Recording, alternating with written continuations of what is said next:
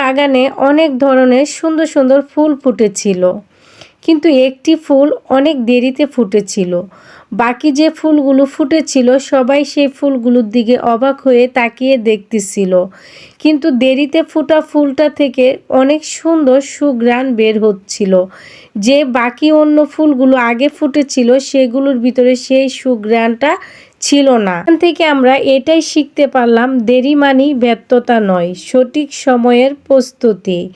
আমরা যে কোনো মানুষ যে কোনো কাজে করি না কেন সেটা অল্পতে আমরা কখনো ব্যর্থতা মেনে নেব না। ধৈর্য ধরে আমাদের কাজ করে যেতে হবে, সঠিক সময়ের অপেক্ষা করতে হবে। আপনার যখন সফলতা ঘরের দরে আসবে তখন আপনি সেখানে যেতে হবে না, সেই সফলতা আপনাকে সেখানে টেনে নিয়ে যাবে। তাই আপনি শুধু এখানে ধৈর্য ধরে থাকতে হবে, আপনার কাজ মনোযোগ দিয়ে করতে হবে।